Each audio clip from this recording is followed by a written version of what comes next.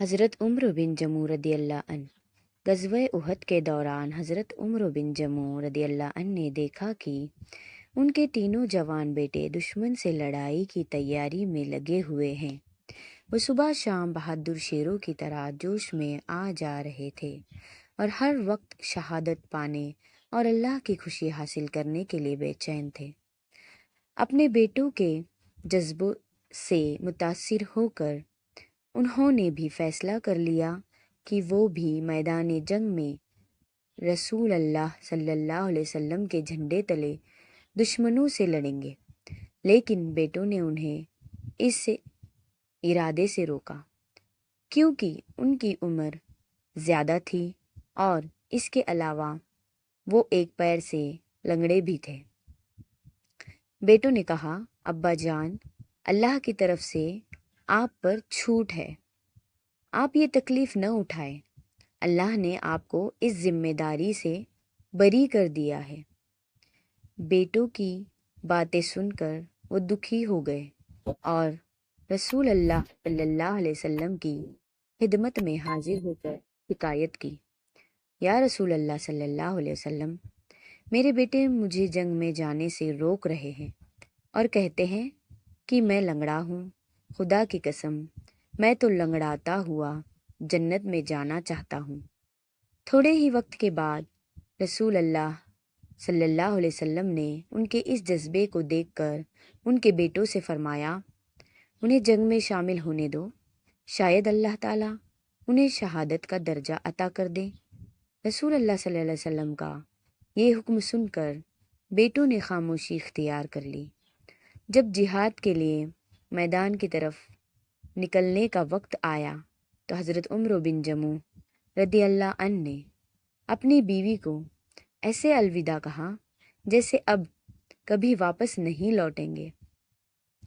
پھر قبلے کی طرف رخ کر کے آسمان کی اور ہاتھ اٹھائے اور یہ دعا کی، اے اللہ، مجھے شہادت نصیب کر اور مجھے ناکام بنا کر اپنے گھر والوں کی طرف واپس نہ لوٹا۔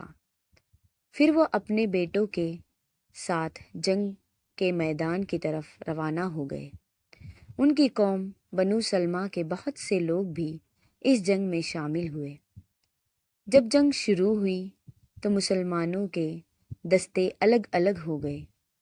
حضرت عمر بن جموع رضی اللہ عنہ کو دیکھا گیا کہ وہ سب سے آگے کے دستے میں تھے، اپنی ایک ٹانگ کے سہارے تیزی سے آگے بڑھ رہے تھے اور اپنی زبان سے بار بار کہہ رہے تھے، میں جنت کا طلبگار ہوں، میں جنت کا مستحق ہوں۔ ان کے پیچھے ان کا بیٹا بھی چل رہا تھا۔ یہ بزرگ مجاہد اور ان کا جوان بیٹا رسول اللہ صلی اللہ علیہ وسلم کی حفاظت کرتے رہے، یہاں تک کہ دونوں ایک کے بعد ایک میدان جنگ میں شہید ہو گئے۔ جب جنگ ختم ہوئی تو رسول اللہ صلی اللہ علیہ وسلم شہیدوں کی طرف تشریف لے گئے تاکہ ان کی تدفین کا انتظام کیا جا سکے۔